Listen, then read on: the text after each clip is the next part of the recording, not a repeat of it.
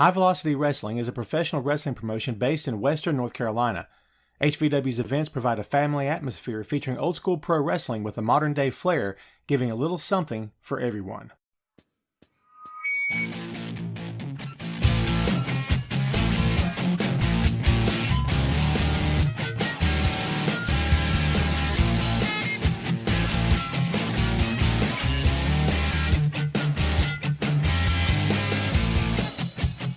Hey, what is up? Welcome to the HVW Podcast, the official podcast for High Velocity Wrestling. I'm your host, Tom Clark, and we're here to give you the latest news surrounding the best pro wrestling promotion in the Carolinas, as well as exclusive interviews that you will only find here. Please remember to follow us on all of our social media, including Facebook, Twitter, and Instagram. Their links are available in the episode's description. What's up, folks? Short notice Tom, they call me. They don't really call me that. They should. Who's the they? I have no idea. What's up? Happy Tuesday to you guys out there. How's your week been? Brother, let me tell you. Stress, it runneth high. It's okay, though. The holidays be coming, and it's all good, man. It will all work itself out. This too shall pass. So we're on the eve of Thanksgiving very soon. I'm looking forward to that. I'm a Christmas kind of guy. Has nothing to do with pro wrestling. Depending on how you look at it. But anyway, want to get that out of the way. Yes, I'm very festive. My tree went up November 1st. So Grinches, suck it. I'm just saying. I don't care what you think. So anyway, we got that stuff out of the way. As we promised these many weeks ago to try to keep the fan base updated, to try to keep in touch with you guys, let you know what's happening, and to throw a little bit of conversation your way whenever we get the chance. This is the third or fourth Tuesday that we have gone live in a row. We're doing it again tonight. And as always, at least for the past several weeks, I'm joined by the owner, promoter, and CEO of High Velocity Wrestling, Mr. Gary Benfield. Gary, what's up, brother? What's up, Tom? What's going on with you, my friend? Not much, man. How are you tonight? Well, I about just messed us up, man. I keep forgetting to log into StreamYard. So I hit the login button right before you brought me up, and it took me away, and I thought, man, I got to get back there right quick. I saw you disappear for just a second or two. So, yeah, man. So, we were talking a little bit earlier about wanting to keep this up, and you and I have been talking for over a week now about the show, and we're going to get to the update on Resurrected 2021. We've got some stuff to talk to you guys about, give you an inside look on what we plan to do in terms of tickets, how we plan to do the seating and all that. We have to mention the 500-pound gorilla in the room, and that is that, yes, we're still under lockdown. We're still under phase 3. There have been threats and rumors and innuendo and idle speculation about us going back to phase 2 at some point. I don't know if that's going to happen or not. We'll see dude, the only thing that we can do is what we've done since the day we restarted this thing, day by day, like you said. That's all we can do. Brother, that's all we can do, man. It's as long as there's restrictions in place, I'm not going to do it. I'm not going to take any shortcuts and put anybody at risk. I can't. I take care of Mom. I can't afford to be exposed to anything myself, so we gotta be cautious. Yes. And, brother, I promise you, around this area, it's almost like everything's normal. Just wear a mask. Restaurants are a little different. You go in, all the seats aren't full. But it's really weird because it's hit and miss. Some of the smaller privately owned restaurants, they packed. Right.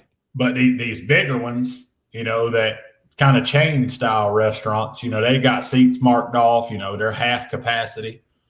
Everybody's wearing a mask, but it's business as usual.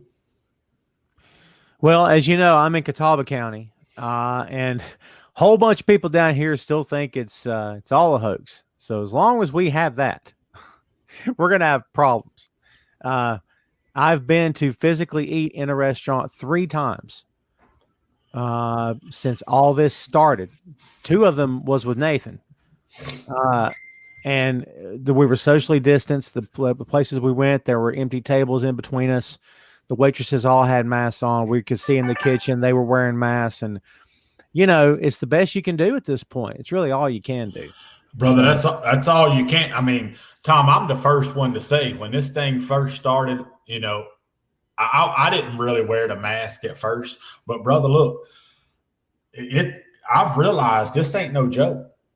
I mean, it's after seeing what Mom went through, back, a couple months ago, brother, I wear a mask everywhere I go. Yeah. So, I don't know. I just do it. I feel like the mask don't really protect me from getting it, but if I'm carrying it, it keeps me from giving it to somebody. Absolutely. Yeah. What's up, Larry Bell? What you doing, my friend? Barrett Seals says it is bad here in Virginia. So there you go. A long time HVW fan. Larry too. Tom, you probably remember Larry. You remember, I know you've came to some shows where there was a few gentlemen sitting in the corner of the ring in wheelchairs. Yeah. That's Larry Bell. Oh, okay, cool. Yep. Thanks for watching, Larry. We appreciate it. Maybe one of these days we'll do this before the sun goes down. So yeah. In the summer. In the summer. I make no promises. I do good work when the sun goes down. That is to say, I do a lot of stuff when the sun goes down, podcasting and writing and all that other stuff. So it's all good. That's what happens when you work during the day in a civilian job, and at night you get to do the stuff that you actually enjoy doing. So there you go. Yes, sir. Ryan says hello from the front row. What's up, front row? There you go. You guys better get ready because you're going to have to purchase something. That's right. Jeff Naylor checks in, says, "What's up, boss?" What up, Big Jeff? So before we give you guys some updates on the 2021 stuff that we got planned for you, we have revealed that I think it was 2-3 weeks ago, something like that. We kind of let everybody in on it. We've got a ticker. We're going to get it ticking. So there's some news in case you didn't know. Now you know. So as you guys know, Gary and I are still fans. That's how we got into this mess to begin with. Yes, we were fans these many years ago. Grew up watching many years ago. Yes, grew up watching Jim Crockett Promotions and a few other territories along the way, but mostly Crockett, I would think, for both of us. And we were talking about things we could discuss here tonight because we're trying to do different topics to keep you guys listening and watching and interacting as much as you'd like to. So tonight we thought we would touch a little bit on factions. This could be a 4-hour show because there's a lot to cover, but we're not going to go 4 hours, kids. Don't worry. So you could, I don't know how you want to start this, but here's how I'll lead off with. When you think of the word faction, and I think I probably know the groups you're going to say right off the bat, but when you think of the word faction, what do you think of first when it comes to the business of professional wrestling? I mean, in all reality, brother, when any true wrestling fan can only think of, the Horsemen, baby. Absolutely. The Horsemen. I mean, that's the greatest faction to ever live, I think. In my Absolutely. Opinion. You're right. You're right. Barrett Seal says the EOD, baby. Hey, Barrett. We'll take a close second, Barrett. We're okay with that. That's right. Shoot, yeah, man. I love Barrett. We're okay being the semi-main to the Horsemen. It's all good. So, Larry Bell too. He's screaming it too. Yeah, there you go. So, I agree with you. I don't know. I mean, it's kind of like the conversation of the GOAT, greatest of all time. I think a lot of it depends on what your generation is, who you grew up watching, that kind of thing. I mean, we've all pretty much said Flair for years. But, dude, there's just as much of a generation that came after Flair that believes Shawn Michaels is the greatest of all time. And then it just depends on, I guess, where your age falls. To me, Flair is still the GOAT, and the Horseman's still the GOAT when it comes to factions. Brother, that's just the era we grew up in. It is. Like you say, the the 25-year-old right now, the same spot we was in at 25. We're watching Flair in his prime. He was watching Shawn Michaels in his prime as a young man. Very true. So, and dude, I can't say that I disagree. I mean, Shawn, he probably is one of him and Flair's right up there. Shawn is he was great. He really was. He was one of the best. I mean, you also have to mention Kurt Angle, and I think AJ's name would probably be in there at some point because he's so good. Phenomenal. Yeah, pun intended. Pun intended. So Shannon says Troops of Doom. I don't know who that is. That's an old HVW faction. Oh, I see. Ryan says, has training started back? Fill him in. Fill him in. Training never stopped, brother. You did. Well, there you go. There's some SmackDown being laid down tonight. It's all good. I hesitate to do this, but here we go. We are at it. We are it. Yeah, we are it. It is here. Oh, you see what he's doing, Tom. Here we go. You have been warned. See, is it you have been warned or I have? Because it doesn't say you both have been. I think you have been. I guess I've been warned a bunch. I mean, I've been warned for months. So the Greek Wolverine has showed up tonight. Chris Fix is a one-man faction. There you go. That's right. That's right. Chris, since you're hanging out a little bit, brother, and as Chris, I feel like for some reason we always preface our comments towards you by saying that the three of us are not exactly bros. Okay, I think we get it. But Chris, let's just talk as fans. If you'd like to hang out for a minute or two, throw us some names of your favorite factions. Anybody listening, watching the show right now, throw us some names, man. Who do you claim as your favorites? Larry says Road Warriors. I guess you could say the Road Warriors were a faction if you include Paul Ellering. I guess you could say that. Paul was definitely involved. He wasn't just a mouthpiece. Oh, yes, he was. Yes, he was. He got physical all the time. Hey, Tom, real quick. Ryan, sorry about that, brother. It hit me wrong. Just look, training never stopped. Come on back. Come work out with us, man. I want to get you where you need to be.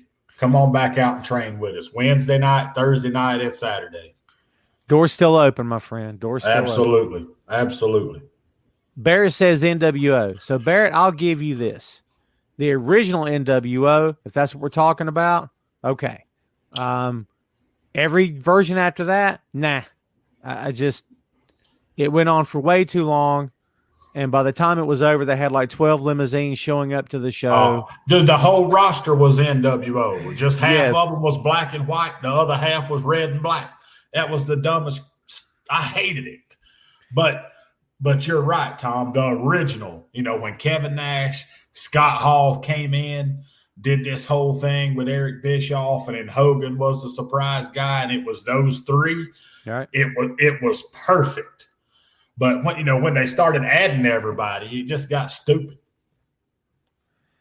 Yeah, I agree with that. It just went on way too long. And on the flip side of that conversation, when you talk about the Horsemen, the original is great, but when you talk about version 2, where Barry Windham replaced Ole Anderson, actually that would be version 3. I mean, I think the Barry Windham Horsemen outdid the original. The Barry Windham Horsemen? Yeah, I think they outdid the original with Ole, in my opinion. Well, Ole never had a lot of charisma. That's true. He could talk, but he didn't have a lot of charisma about him. Barry Windham brought that charisma that they were lacking.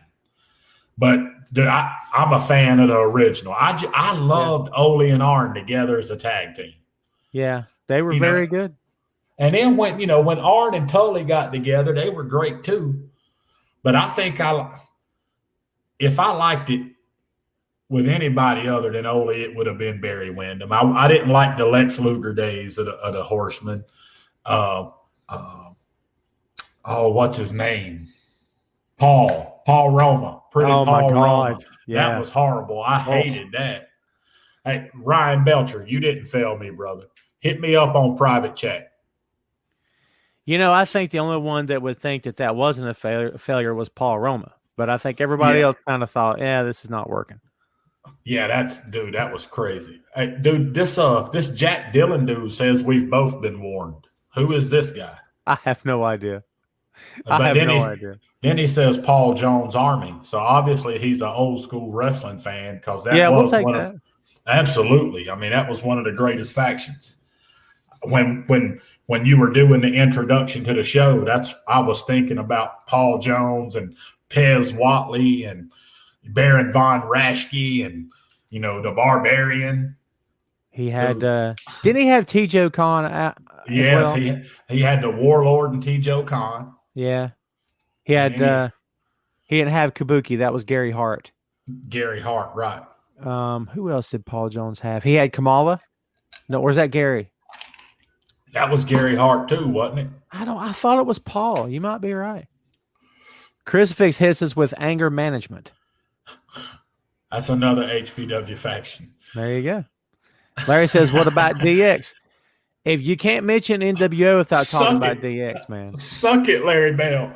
Tom, I promise you he's doing it to me. I promise you. Larry Bell, suck it, Larry Bell. Ryan says DX. He's going crazy right now. I promise you, Tom.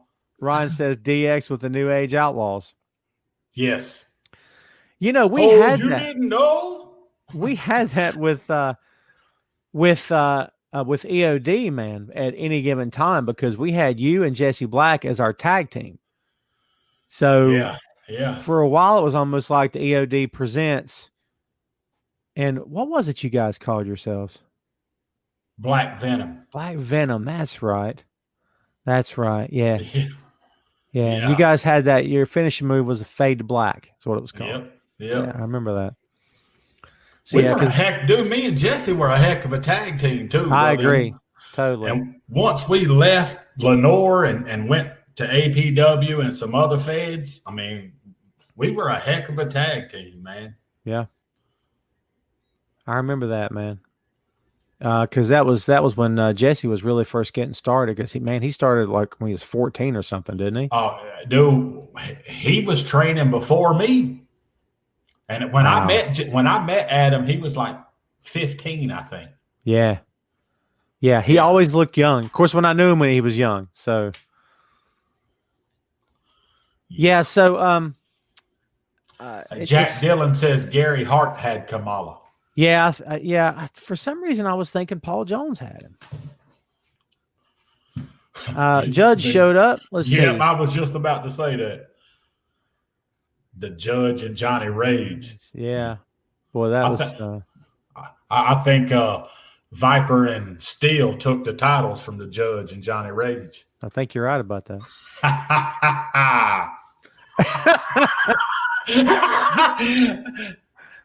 Oh, yeah, that's cool. He liked that, I'm sure. So, gosh, man, this is, if you talk about old school, like when we were kids, man, factions were, the Horsemen were a big example. Paul Jones' Army, the original Legion of Doom, which was Hawk and Animal and Jake the Snake Roberts, and was it the Spoiler was in that? I don't remember that. Yeah, dude, that was that wasn't Crockett. I want to say that was Mid-South, the original Legion of Doom. So that was something. You had Gary Hart's guys. Gary had Kabuki. Yes. And he had T.J. Khan too. Did he? Maybe he did. Yeah. And what about Kevin Sullivan? My God. He went on to have the Varsity Club. The Varsity Club. And yeah. So that was kind of cool. The Varsity Club. Because he had Scott Steiner, he had Mike Rotunda. Who else was in that? Rick was in it. Was Rick Steiner, Mike Rotunda. Did Scott join? Because I don't remember if he was in that or not. I think Scott was running Babyface at the time when they brought him in. Yeah, I just remember they were called the Varsity Club, and I remember Mike Rotunda and Rick Steiner. Such a good faction, man. I really enjoyed those guys. They were great together. The judge says stud stable. Oh, that's a good one. Yes, sir. Colonel Tom Parker, right? Yeah, Tom Parker, yeah. Hey, didn't he have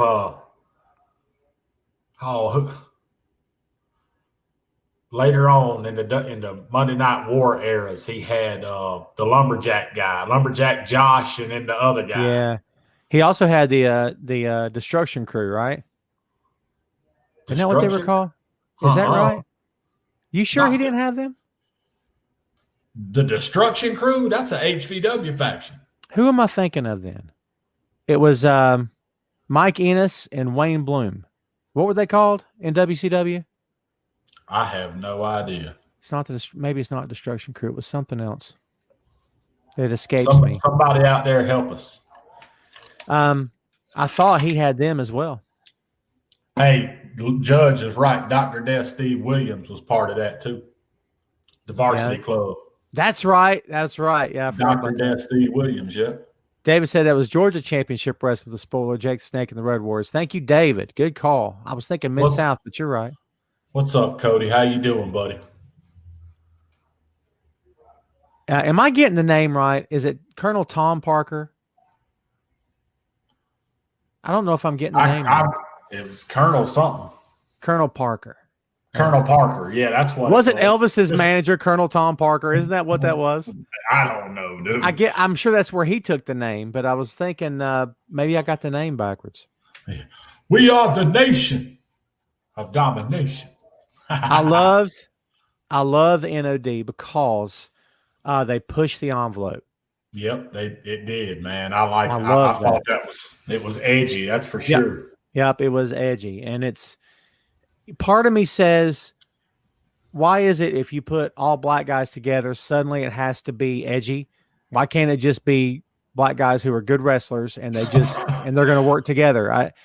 But it seems like that's where our heads go almost automatically, and it's where the promoter goes, whether it's Vince or whoever. It's like, well, we got to make these guys, they're a brotherhood. And I'm like, but do they have to be? The Horsemen were all white, and they never talked about, I don't know. You see what I'm saying? It's kind of a weird thing. I did enjoy them, though.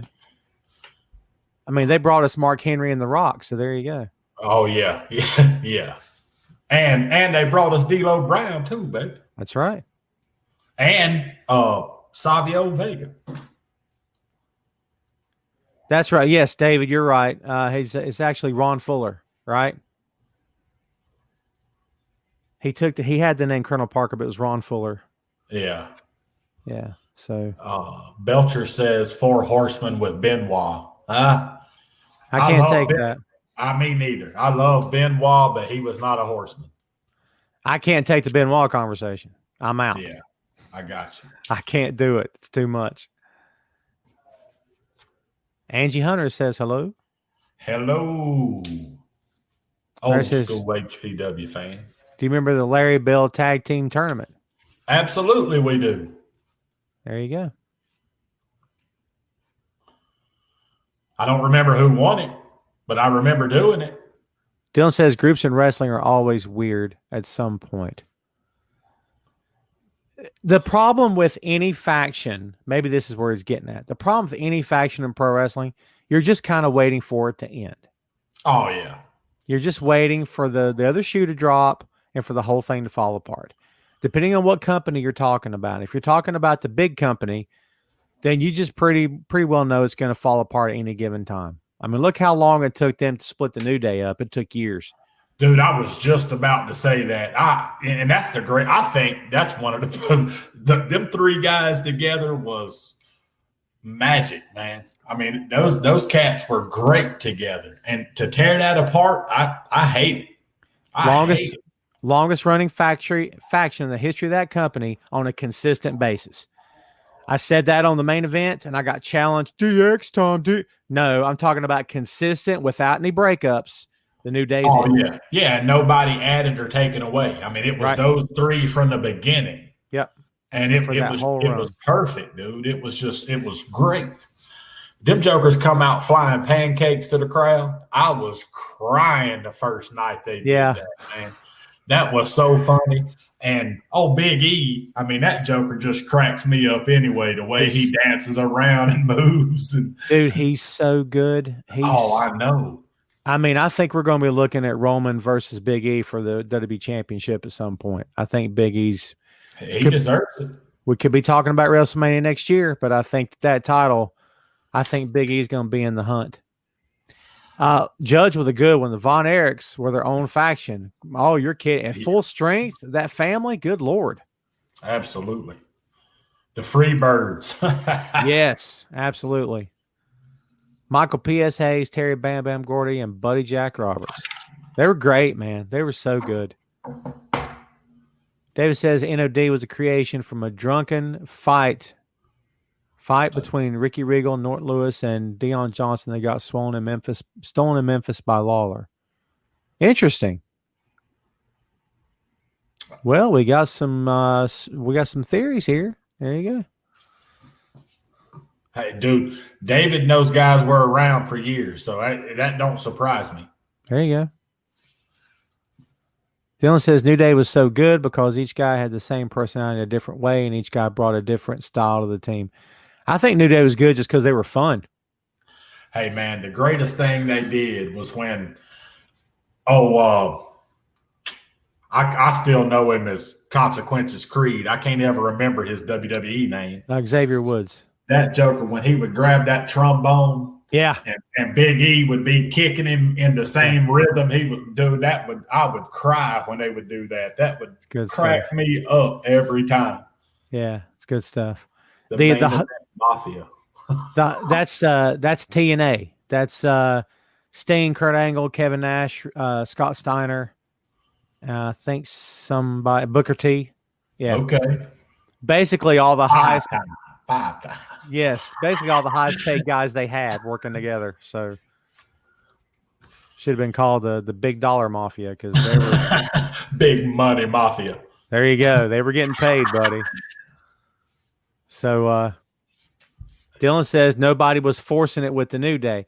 I will disagree with you on this point. The New Day in the beginning was forced, but they made it their own and they made it work. And it didn't take long, but in the very beginning, remember they were not exactly good guys.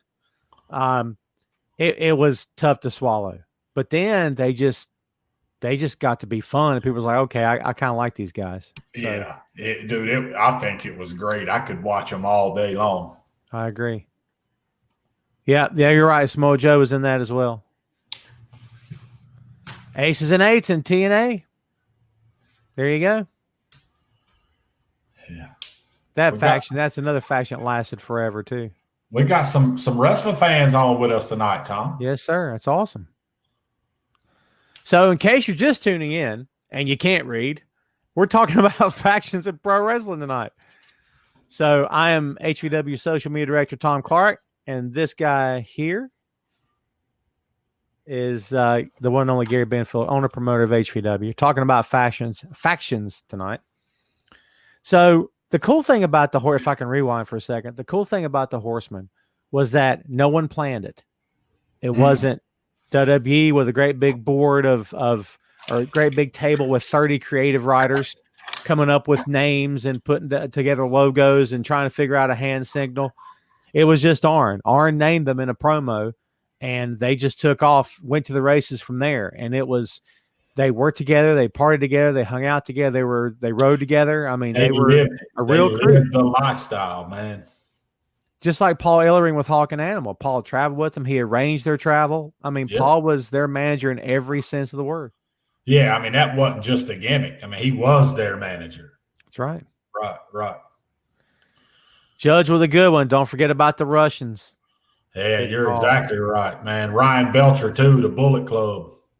Oh, man. We got to talk about Bullet Club. I mean, I don't know if there's ever been a faction that's, well, besides Evolution, if you want to say that Evolution paid homage to the Four Horsemen and tried to do justice to its legacy, I'll take that. And I think Bullet Club, in my opinion, has won up to the NWO. And I think they've taken it a step further. And the talent that the Bullet Club has had in it over the years, in my opinion, at this point, they've surpassed the NWO. That's how I feel. Yeah, I Larry can agree with says that. Cyanide and Serial Killer won the tournament. Oh, that's right. They did. That was the Larry Bell tag team tournament. Dylan says the Kingdom. So that's ROH. That's Matt Taven. And I was just watching ROH before we went live tonight. Vinny Marsala and who was the other guy in the Kingdom? I can't even remember now. Yikes. I'm forgetting.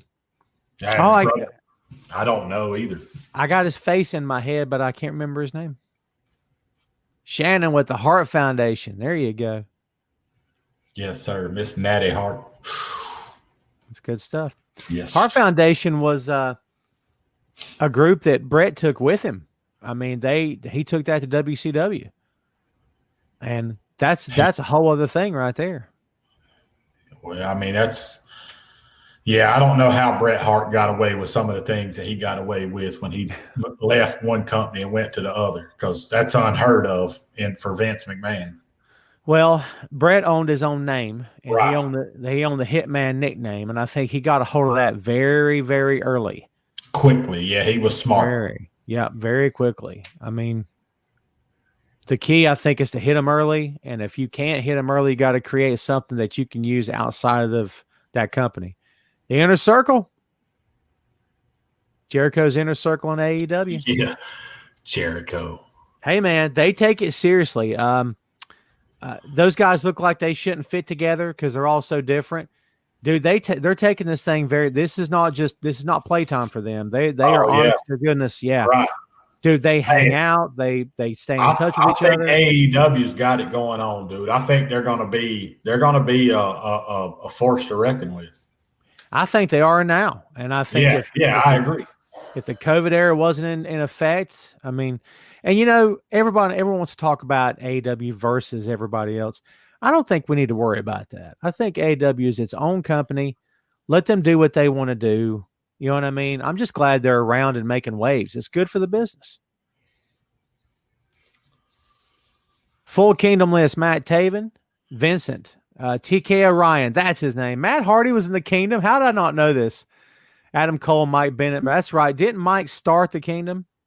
I think you might be right. In fact, I know you're right. Job Squad, Ryan says. Remember that? Who was all in that? It was Al Snow. God, I don't remember. I'm blanking on some of this stuff tonight, man. The Blue Meanie. Maybe. Yeah, sounds right. Yeah, he was. Right. I remember him wearing that shirt, the Job Squad. Alice is asking about the show in January. Alice, if you will stay tuned, you're going to get all the details at the end of this show. Don't go nowhere. Yes, Miss Angie Hunter, we have talked about the Generation X. I told Larry Bell to suck it. How'd you miss that? How'd you miss that? Man, the original DX was fun, but so annoying. Like, dude, it was so funny though. It was, but after a while, it's like, God, do something different. I can't take it anymore because it was all toy humor, the whole thing, It was so funny though, man. It was great. Dylan says Gilbert. That's right. I forgot about Gilbert. Al Snow, Bob Holly, and Blue Meanie in turn was Job Squad. There you go. How did Bob Holly end up in that group, dude? Who knows, man? I think he was one of those guys that was so good, and the WWE never did nothing with him. That dude could wrestle his face off, man. Bob was very good, dude, but there was a lot of stuff on him too in terms of how hard he could be in the ring. And didn't he get? I don't want to get this wrong, but didn't he get? Wasn't there some kind of controversy over training where he was working with somebody? He was on Tough Enough thing. Yep, that's right. Beat the shit out of that kid, man. Yep, and right there on camera. Yeah. I'm trying to remember who that was. I can't remember the kid's name now. Latino World Order. I can picture his face, but I don't remember his name. Angie says, got on my nerves. Talking about DX, is that who you're talking about? Yeah. Lewis says Bob Bob was a stiff MF. There you go. Yeah, that's what they say, man. Look, you see Larry Bell's comment, Tom? Yeah. He got 2 words for me. So to Judge's point about Bob being stiff in the ring, so William Regal has always had this thing, and I think it makes a lot of sense. I hit very hard in safe places. So I'm not trying to kill you, but you better pack a lunch because it's going to be a long match. So, and he shot on Goldberg. No one remembers that. But when Goldberg had that undefeated streak going in WCW, they put him in the ring with Regal, and Regal basically is like, I'm not going to do crap for you. And brother, I know we don't try to pull the curtain back too much, but buddy, he was I remember that. All business. Yes, sir, he was. Bill, and I love Bill. Don't misunderstand me. I love Bill. I do. The guy behind the Goldberg thing, he's a great person. He really is. So I got a lot of respect for that dude. Scotty says he came in Job Squad because they threw him in the new Midnight Express. That's right, with Bart Gunn, and that phased out and had nothing for him to do for a minute. So they said, screw it. Yeah, the new Midnight Express. Ryan says the Spirit Squad. Ryan, right.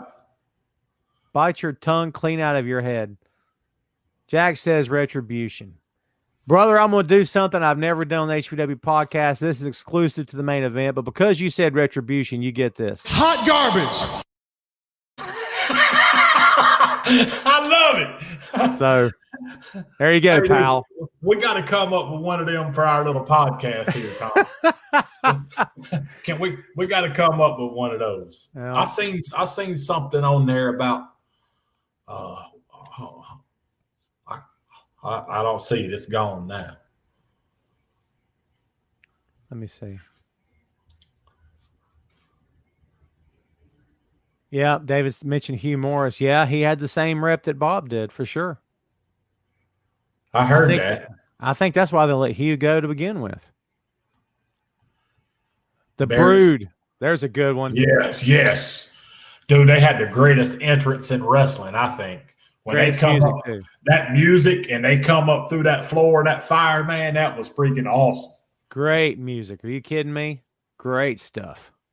Barrett Seals brought up probably one of the best HVW factions in the conspiracy with JD Costello. Yeah. I mean, that opens up a whole other can here. That's a podcast in itself. Yeah, that's what I was going to say. I mean, can you possibly sum that up in case someone's watching that doesn't know about it? It was just kind of like an NWO type thing, man. Just kind of JD came in as a partner and tried to take over the company and brought in some outsiders to help do it.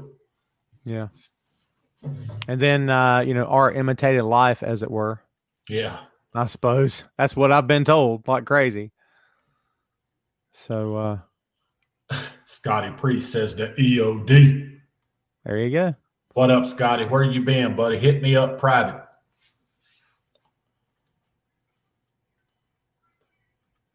There they are. There we go. Yeah. I was trying to cue that up for you. That was awesome. If you're just listening to the show and not watching it, you're missing a great photo of the Brood. So there you go. You're missing out. You should be watching the show as well. I love technology. Technology's the best. I just can't help myself. Yes, sir. So Jack says the Authority. If I may soapbox for a moment. The Authority is one of the weirdest, most complex, most layered, most textured things I've ever seen from that company, because they dissed Daniel Bryan to no end. Now, I know what you're going to say. Tom, it's TV.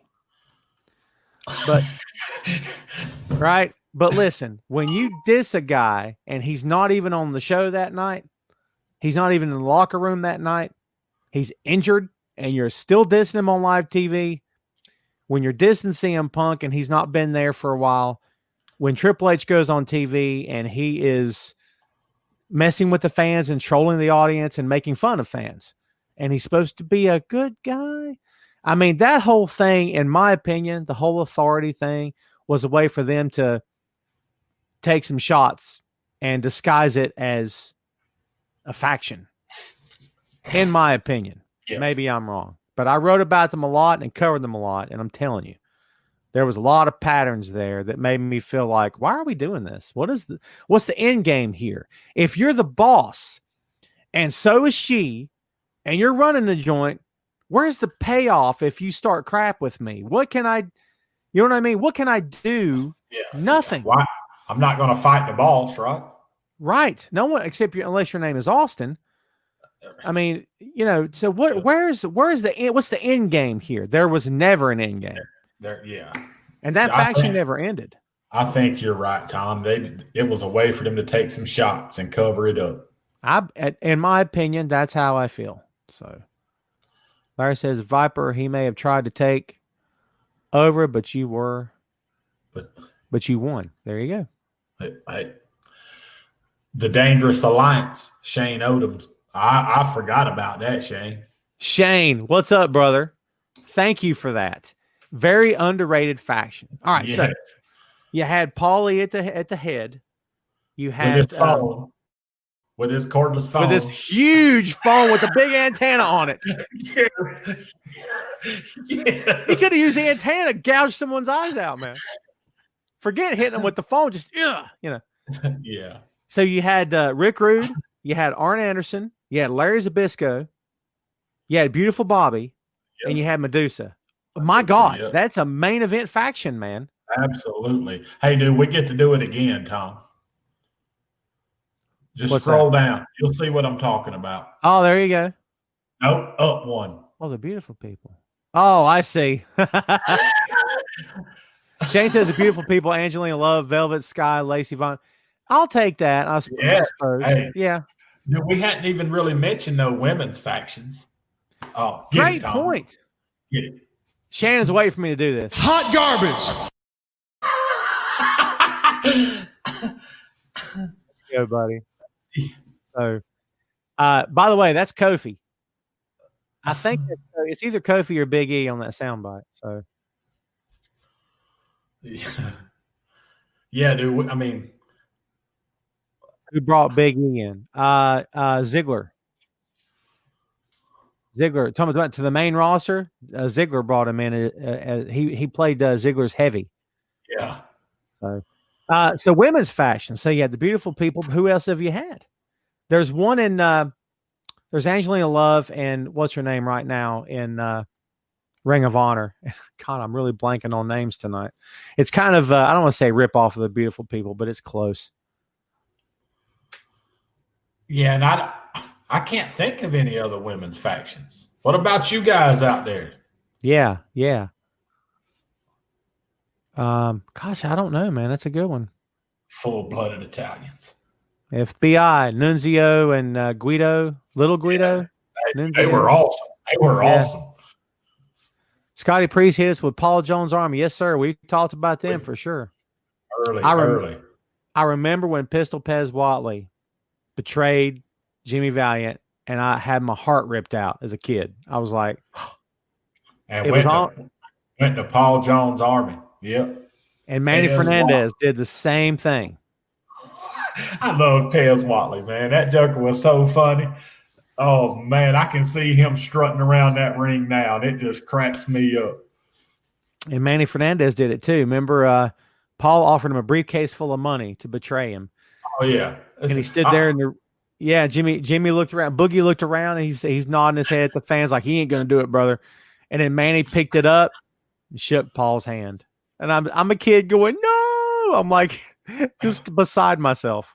Dude, it seemed like Jimmy Valiant had all his partners turn on him. Just like Hogan, just like Dusty. Yeah. Well, maybe not Dusty, but who else does that happen to? Listen, Okada in New Japan has been betrayed twice, and both those guys went on to become the heavyweight champion. So how's the old story go? You take the most popular guy you have, and if you want to put someone else in the spotlight, that's who you use right there. That's right. Hey, Scotty Pre says PMS. Was that a female? Was that ladies faction? Talk to me, Scotty. Yeah, honestly, it kind of sounds familiar. The Four Horsewomen. Right. Very good, dude. Thank you for that. I forgot about them. That must be something new. I don't watch modern day WWE. So. No, he's talking about Sasha, Charlotte, Bailey, and Becky Lynch. Oh, they've always referred to themselves as the Four Horsewomen. Oh, I got you. Yeah. They were all in NXT at the same time. So Dave says, I do not know if you have heard this or not. A good friend of mine named Melissa Coates had her leg amputated from the knee down over the last week. David, I know Melissa, but I wasn't aware she had an amputated leg. Good heavens. All the best to her family and to her, of course. Sir, prayers up. The Filthy Animals. Remember those guys? Mm-mm. That was Billy Kidman, Rey Mysterio. How do I not know this stuff? Well, you see, I can never remember all their names. It was Kidman, Mysterio, Scotty Riggs, or he was in Raven's Flock? Yeah. That was Mysterio without the mask. Terrible idea. Like, how in the world they convinced him to take that mask off is beyond me. That's all it takes, baby. I guess, yeah. Riot Squad. Well done, Jack. There's another female faction. Forgot about them. Shane says the West Texas Rednecks. There you go. Another good callback. Let's see. Scotty says Terry, Jackie, and Ryan Shamrock. Boy, Ryan Shamrock's career didn't last very long in the business, did it? Too Cool. There you go. Scotty Too Hottie. That's a good one. Grandmaster Sexay and Rikishi. Hey, they were the early New Day. Good call, man. I mean, you think about that, man. You know, when that music hit and they come out, you know, Scotty Too Hottie, that joker is awesome, man. When we brought him into HBW, he was just so fun. Man, he was good in the ring too, for sure. Oh, yes, sir. And that's another example of an act that should never have been on TV. They shouldn't have been popular. They shouldn't have worked. The first time they came down the ramp together, I looked at my TV and said, what in the world am I seeing? Yes, what is this? And the crowd did the same thing. But then by the second and third time you saw him, you're like, okay, this is actually kind of funny. And then you couldn't help yourself, kind of like the New Day. Oh, yeah, dude. Tom. All right, well, there was something else they threw out before the pancakes. Where they throwing out cereal. Had cereal. They were feeding cereal to people in like the front row. Those guys, from the time their music started to the match start, I laughed the whole time. It's just funny watching them. It's fun, like you said. It's just fun. You know, on another one of the podcasts I do, I was talking about this to a guy and talking about how they gave the title to Kofi, or Kofi won the title, and he had it for a very, well, I shouldn't say a short time. And then Brock Lesnar came in and did Brock smash and killed him in like 20 seconds and took the belt from him. And then he went right back to the cereal and the pancakes. And I'm like, okay. Like, you know, I don't know. It's weird. It's like that he never changed. Like, I didn't expect him to show up in a suit and tie like Flair. I wasn't expecting that. But at the same time, like, you're not going to let him evolve at all. You're not going to grow him at all as a person, as a personality. You're just going to – that makes no sense.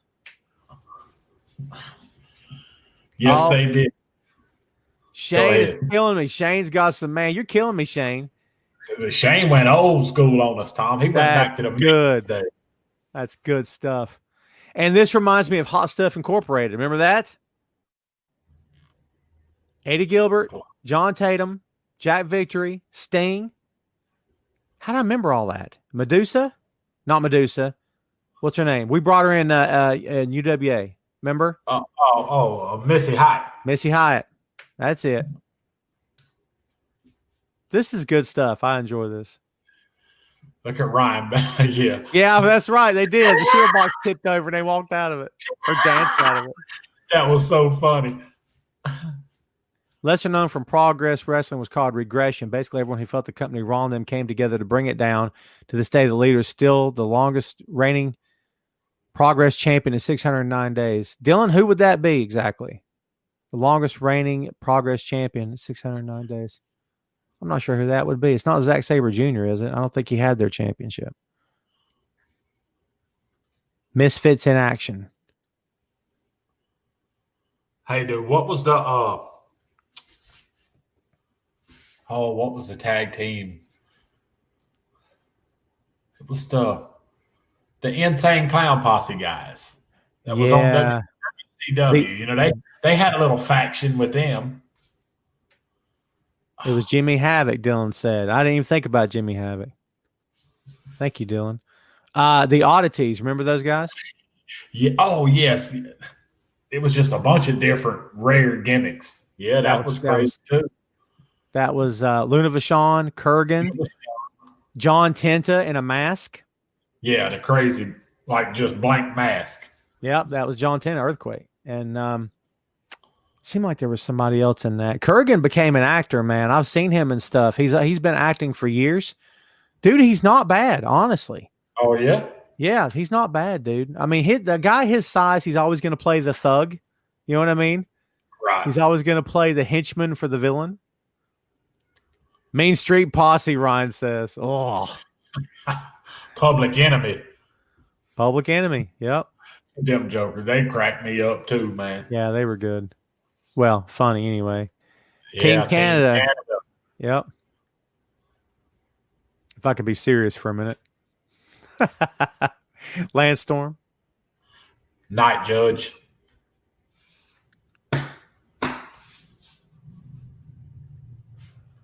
The Click, Ryan says. They were a faction. They weren't really a faction on TV, but they were definitely controlling everything behind the scenes, buddy. Absolutely. Chris Vick says the Triple Threat. Talk to me. I thought that was an HVW thing. And maybe it was. Maybe it's something I don't even remember. Remind me, Chris.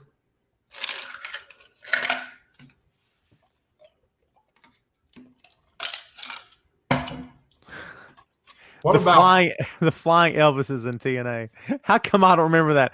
I remember that from the movie, The Flying Elvises. We're the Flying Elvises, Utah chapter. I remember that. Chris says ECW, the Triple Threat. I don't know if I remember that. ECW had some cool factions, though. I got one for you. It ended way too soon, and it's freaking awesome. The Straight Edge Society. Oh, yeah. CM Punk, Luke Gallows, Serena Deeb, Yep. Joey Mercury. Ended way too soon. Dude, they had so much reaction from the crowd. They had people in the crowd calling them the devil, telling CM Punk, you're the devil, screaming it at him. And I'm like, that's the coolest thing ever to me, man. He was doing his thing, man. That's for sure. So good, dude. I love it. Dylan Gosnell. I did not realize this kid was such a wrestling fan. I'm telling you. Hey, and he's making his debut January the 30th. Oh, there you go. Shane Douglas, Bam Bam Bigelow, Chris Candido. Chris, you got us before he did, brother. Thank you. Nice. Chris Candido was so good, man. Gone way too soon. Oh, dude. Yeah. Candido, he was one of the best technical wrestlers. I mean, that dude could chain wrestle so smoothly, man. It was like flawless. Flawless. Yeah, you're right. And it wasn't a staph infection that killed him, I think. Whew, man. Yep. Those things are not to mess with, kids. Don't mess with it. I'm telling you. Nope. Whew. I mean, that's another thing. We've talked in the past about peeling the curtain back and letting the fans kind of give them a little something, something. Talk to me about the canvas of a wrestling ring and all the bad stuff that could be living on it. Do you know what I mean? Talk about staph infections like crazy. Have you ever had a staph infection from a match or anything like that? I have not, thank goodness. But, it's – yeah, dude, those canvases, I mean, I don't care. I mean, we always had a vinyl canvas on our ring.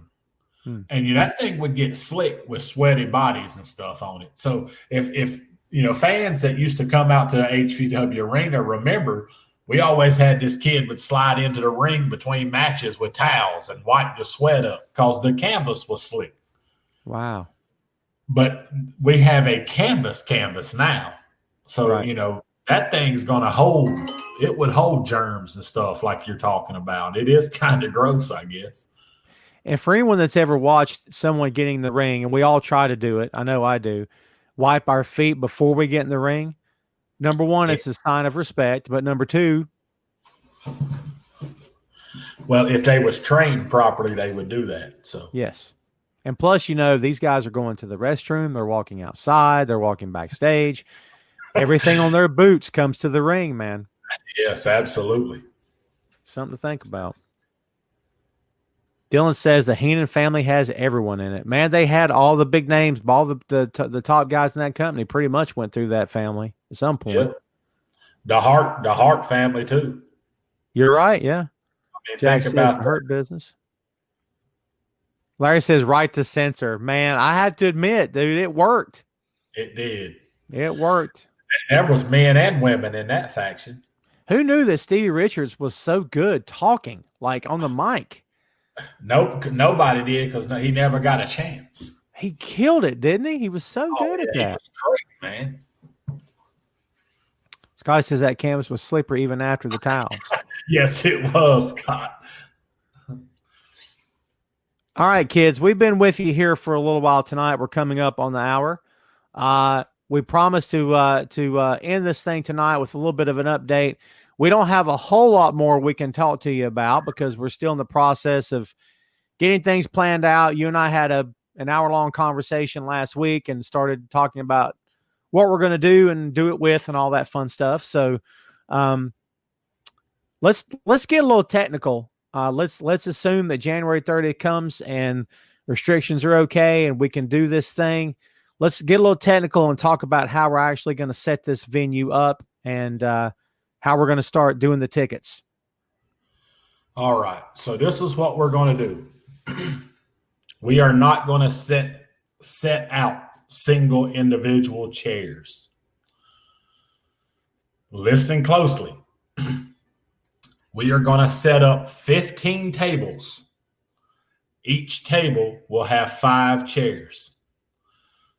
There will be at least a 10-foot surrounding of each table. So you will be social distance from the table beside you. Are we dropping ticket prices, Tom? Not right now. Let's save that. All right, we won't give no pricing yet, but that's the way it's going to happen. So what you want to do is go ahead and get your group of 5 people together. Have it planned so when we announce ticket prices, you can go ahead and buy your table. Right. Because once the 15 tables have sold, that's it. There won't be any more. And you will have your temperature taken before you come in the door. You will wear a mask from the time you come in the door to the time you walk out the door. We will not play any games with this health stuff. We will ask you to sanitize your hands as you come in the door. We're trying to look after you and our families as well. Absolutely. Ron says, are you selling as a table or per seat? So as a table. And Ryan's and if I can jump in here real quick, Gary, I think Ryan, what we're trying to say here, guys, is that by taking a table and say there's 5 of you, you are assuming the risk.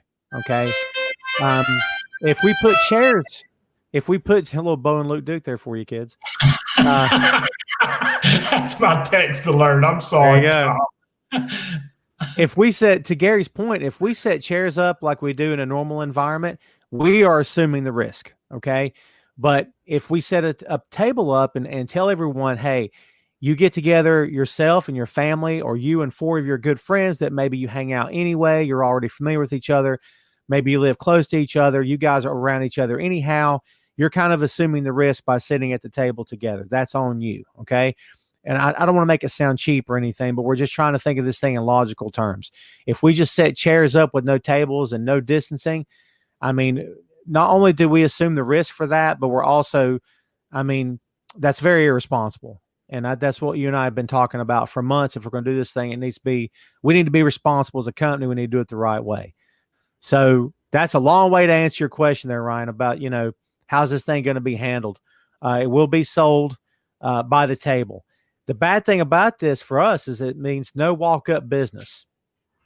And that's a big deal for a pro wrestling event because a lot of our businesses walk up business, but these tickets are going to go sell online on eventbrite.com. Okay. In the other two shows that we ran, we put those links everywhere. We had them on Instagram, Facebook, Twitter, you name it. We had the links everywhere. It will not be hard to find. They're a good company to do business with. I assure you, your information will be protected. We never had one issue of anyone with any ticket at all. We never had an issue with deposit. We never had an issue with anything. Nope. They're good to work with. And that's the company as of right now. That's the company we're going to go with. We're going to get this thing rolling, and tickets will be available exclusively online. So if anyone out there wants to show up the day of, you're going to be out of luck unless you've already bought a ticket. And to answer Alice's question from earlier, Alice, our show will be at Trinity of Fairview Church, just like it was, just like where we did our first two shows when we come back this year. That's right. We affectionately refer to that building as the HVW Arena. So, absolutely. Ryan says front row will now be front table. We'll take it. Absolutely, brother. Shane with a good question. What happens when somebody gets put through the table? They won't be social distanced anymore. That's great. Shane, and brother, I've had a lot of people asking me about live stream. That is the goal, to live stream this sucker. We live streamed First Strike. We were unable to live stream Resurrected, but this version of Resurrected, the plan is to live stream. Adam says we will welcome you back in 2021. Can't wait to get there, man. Mr. Jack Dillon. Chris says, I'll break your table. Yeah, I'm sure he will. Go up, Tom, to Jack Dillon. Thank you, Jack. Thank you for hanging out, my friend. Yes, sir. Yes, sir. Thank you.